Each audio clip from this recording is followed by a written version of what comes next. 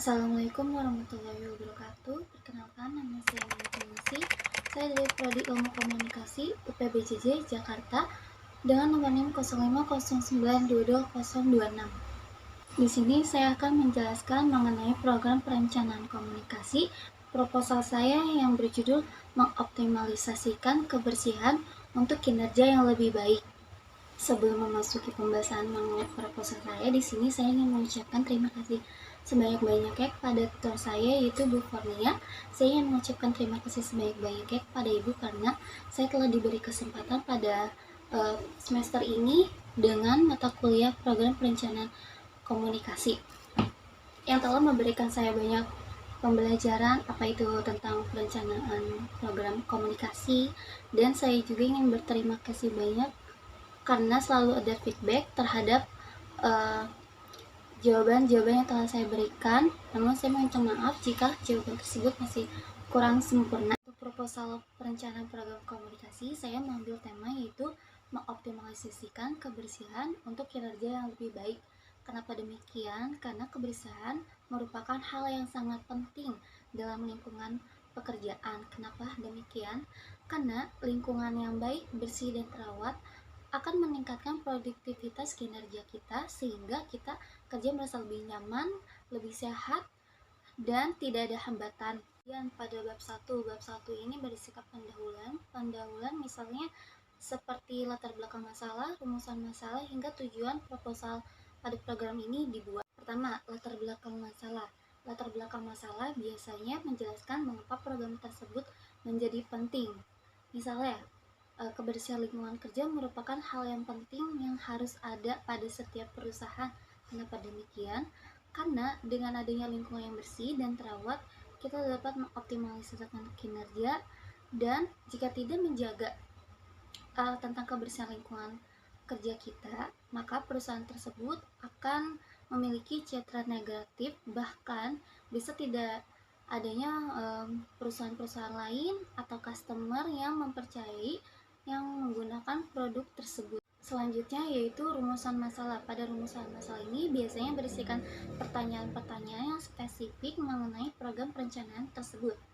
Misalnya, apa saja faktor yang menjadi penyebab kurangnya kebersihan di lingkungan kerja, kemudian upaya apa yang harus dilakukan, dan selanjutnya biasanya berisikan solusinya bagaimana agar program tersebut dapat berjalan lancar ke semua karyawan atau yang ada di perusahaan tersebut. Kira itu tujuannya. Saya membuat program ini untuk kepentingan bersama, dan saya berharap program yang saya telah buat itu tercapai dan dapat dijalankan oleh semuanya. Dalam membuat program perencanaan untuk kita semua menjadi hal yang penting dalam setiap perusahaan. Jika perusahaan kita bersih, maka akan menimbulkan rasa nyaman dan kepercayaan terhadap customer untuk membeli produk kita. Dan jika ingin tercapai dengan tertata rapi, maka dibuatkanlah jadwal tiket yang bergantian agar semuanya merasakan dan merasa adil. Yaitu memasuki pada bab 2. Bab 2 ini berisikan tentang analisis situasi. Analisis situasi yang ada di proposal saya yaitu analisis SWOT mengenai kekuatan dan kelemahan program tersebut. Kemudian analisis kalayak. Kalayak ini ditunjukkan kepada seluruh karyawan yang berada di lingkungan kerja. Kemudian analisis media.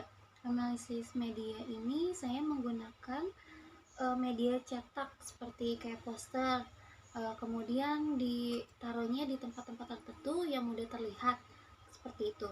Kemudian bab 3. Bab 3 ini berisikan tujuan PPK.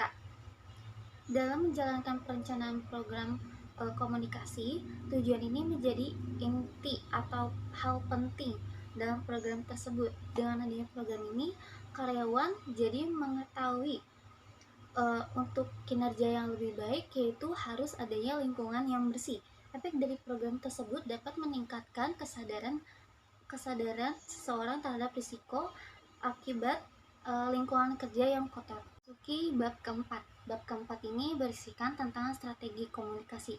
Setelah mengetahui tujuan dari program tersebut, sekarang melakukan strategi komunikasi. Ada beberapa strategi komunikasi, yaitu perspektif transmission, perspektif display, perspektif menciptakan makna, kemudian perspektif ritual, dan terakhir perspektif konstruksi realitas. Selanjutnya yaitu bab terakhir, bab kelima. Bab kelima ini berisikan tentang rencana aksi dan taktik media.